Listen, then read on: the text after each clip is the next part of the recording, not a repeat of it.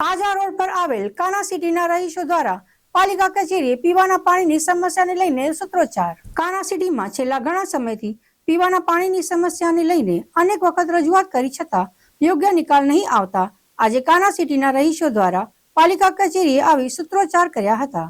રહીશો દ્વારા અનેક વખત સત્તાધીશોને રજૂઆત કરવામાં આવી હતી અને અધિકારીઓ આવીને ફોટા પાડી જાય છે અને પાણીની સમસ્યાનું નિરાકરણ ન આવતા આજે સ્થાનિક લોકોએ પાલિકા કચેરીએ પહોંચી સૂત્રોચ્ચાર કર્યા હતા અને વેરા ભર્યા છતાં પણ પાણીની સુવિધા ન આપતા વેરો ન ભરવાની ચીમકી ઉચ્ચારી હતી અને આ કાના સિટીમાં 50 થી વધુ પરિવારો રહે છે।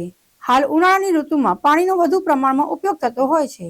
જો વહેલી તકે પાણીની સમસ્યા દૂર નહીં થાય તો સોસાયટીના રહીશો આવનાર ચૂંટણીનો વિરોધ કરશે।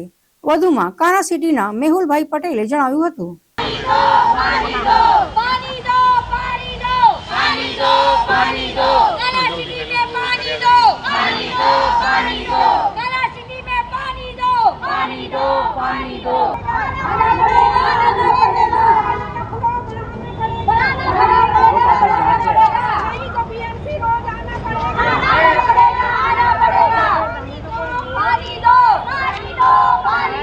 કાના સિટી આજવા રોડથી આવીએ છીએ।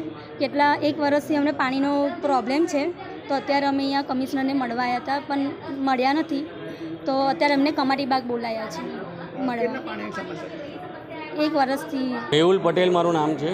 હું કાના સિટીમાંથી આવું છું। છેલ્લા 10 વર્ષથી અમે કાના સિટીમાં રહીએ છીએ અને છેલ્લા 6 મહિનાથી વધારે પાણીનો પ્રશ્ન થઈ રહ્યો છે। વારંવાર રજૂઆત કરવા છતાં પણ અમને પાણીનો ફોર્સ વધારી આપવામાં આવતો નથી। પાણીના ફોર્સ માટે વીએમસીમાંથી ઘણીવાર ફોટા લેવા આવી ગયા, ઘણીવાર એમના માણસો આવી ગયા છતાં પણ કોઈ સોલ્યુશન નથી મળતું। દર વખત આવીને વિડીયો લઈને જતા રહે છે।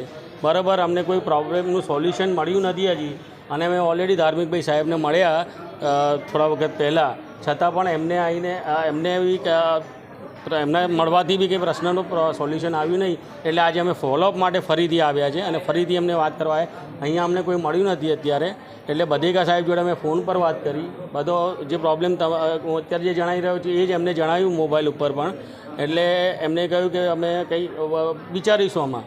મેં કહું અમારે બધાને વાત કરવી છે કારણ કે સોસાયટીના બધા મેમ્બર આટલો સમય બગાડીને આવ્યા છે તો અમારે મળવું તો પડશે।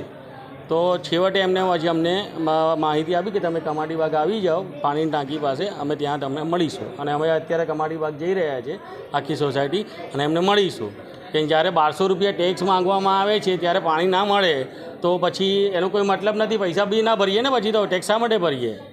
તો અમારો આ પ્રશ્નનો રજૂઆત કરવા માટે અમે અહીંયા આવ્યા હતા। કાના સિટીમાં કેટલા પરિવાર રહે છે? હાલ ઉનાળા સિઝન ચાલી રહી છે ને? કાના સિટીમાં અત્યારે ઓછામાં ઓછા 400 થી 450 ફેમિલી રહે છે જેમાં ઓછામાં ઓછા વડીલ વર્ગ, બાળક વર્ગને બધાને ગણીને કરીએ તો ઓછામાં ઓછા 2000 પ્લસ વ્યક્તિ અત્યારે રહી રહ્યા છે।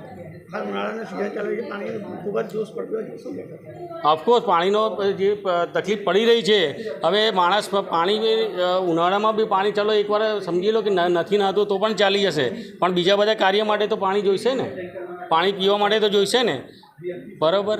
એટલે આ પાણી આજ નથી મળી રહ્યું, જે ફોર્સથી નથી મળી રહ્યું એના માટેનો જ અમારો પ્રશ્ન છે।